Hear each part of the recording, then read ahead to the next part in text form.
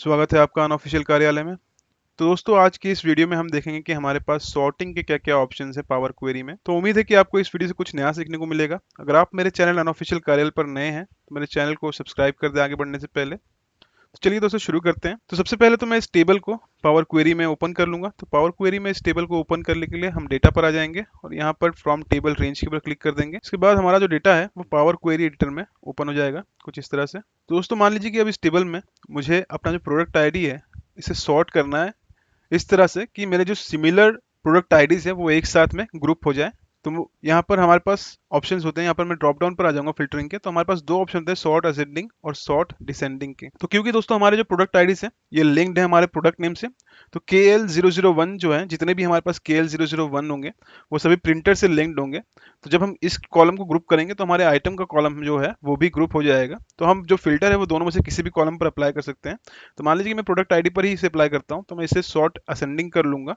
तो KL001 की entries पहले आ जाएंगी, KL002 की बाद में आएंगी, KL003 उसके बाद आएगा। तो इस तरह से ये सॉर्ट हो जाएगा।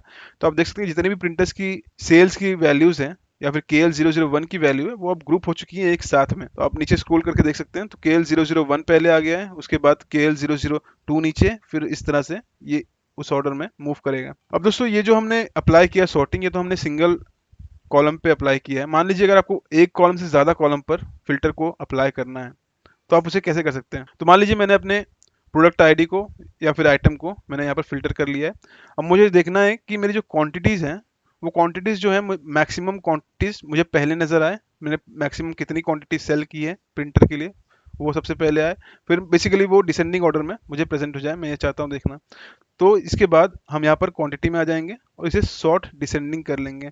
तो हमारा जो सॉर्टिंग हमने पहले किया था प्रोडक्ट आईडी में वो एज इज रहेगा, वो बिल्कुल भी चेंज नहीं होगा। जैसे हम क्वांटिटी कॉलम को सॉर्ट करेंगे तो जो सॉर्टिंग है वो सिर्फ इस कॉलम में अप्लाई होगा, हमारे पहले की सॉर्टिंग को बिना इम्पैक्ट किए। तो ये हमारा जो डेटा है वो प्रोडक्ट आईडी के हिसाब से ग्रुप्ड है और उस प्रोडक्ट आईडी के जो सेल्स की क्वांटिटी है सिर्फ वही डिसेंडिंग ऑर्डर में मूव हो गई है। तो इस तरह से आप मल्टीपल कॉलम पे सॉर्टिंग अप्लाई कर सकते हैं पावर क्वेरी में। अगर आप थोड़ा सा यहाँ पर अगर आपको नजर आ रहा हो तो यहाँ पर राइट साइड कॉर्नर में कॉलम के आपको नंबर 1 दिख रहा होगा और क्वांटिटी में यहाँ पर 2 दिख रहा होगा। तो बेसिकली ये हमें ये बता रहा है कि हमने सबसे पहले जो सॉर्टिंग अप्लाई किया वो प्रोडक्ट आईडी पे किया, उसके बाद क्वांटिटी पे किया। तो इसका क्या इम्पैक्ट है दोस्तों। तो आपको हमेशा ध्यान रखना है कि आपको पहले उस कॉलम पे फिल्टर लगाना जो कि आपका मेन कॉलम होगा। तो यहाँ पर आप देख सकते हैं जो हमारा प्रोडक्ट आईडी है ये मेन कॉलम है और क्वांटिटी जो है वो डिपेंडेंट कॉलम है। क्वांटिटी हमारे प्रोडक्ट आईडी के ऊपर डिपेंडेंट है, इसलिए हमने पहले प्रोडक्ट आईडी पे सॉर्टिंग लगाया और उसके बाद हमने क्वांटिटी पे सॉर्टिंग लगाया। तो ये चीज़ का आपको ध्यान रखना है कि आपको पहले मेन कॉलम पर सॉर्टिंग करना है और उसके बाद ही आप सेकेंडरी कॉलम को सॉर्ट करें। अब इसके बाद दोस्तों मैं पहले तो यहाँ से अपने जो अप्लाइड स्टेप है इसे अंडू कर लेता हूँ यहाँ से। तो इसके बाद हमारे पास एक और ऑप्शन यहाँ पर मिल जाता है। तो मान लीजिए कि मुझे अपने डेटा को कंप्लीटली फ्लिप करना है। जो मान लीजिए मेरा जो लास्ट रो है उसे मुझे पहला करना है, सेकंड लास्ट रो को सेकंड करना है और जो फर्स्ट रो है उसे मुझे लास्ट करना है। तो इस तरह से मुझे इसे चेंज करना है। तो ये हम कैसे करेंगे। तो उसके लिए हमारे पास एक बहुत ही सिंपल सा ऑप्शन है यहाँ पर पावर क्वेरी एडिटर में। हम ट्रांसफॉर्म पर आ जाएंगे सिंपली यहाँ पर और हमें यहाँ पर रिवर्स रोज का ऑप्शन मिल जाता है। तो हम रिवर्स रो के ऊपर जैसे क्लिक करेंगे तो आप देख सकते हैं जो हमारी लास्ट डे 31 जुलाई वो हमारी सबसे पहली रो बन गई है और जो हमारी सबसे पहली रो थी वो हमारी लास्ट रो होगी। दोस्तों इस तरह से आप कंप्लीट डेटा सेट को ही फ्लिक कर सकते हैं।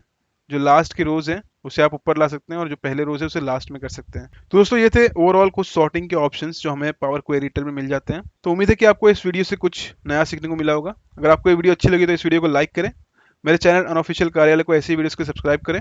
मैं इस प्रैक्टिस शीट की लिंक आपको इस वीडियो के डिस्क्रिप्शन बॉक्स में दे दूंगा, आप वहां से इसे डाउनलोड कर सकते हैं प्रैक्टिस पर्पस के लिए। आज के लिए बस इतना ही, मिलते हैं नेक्स्ट वीडियो में। Thank you.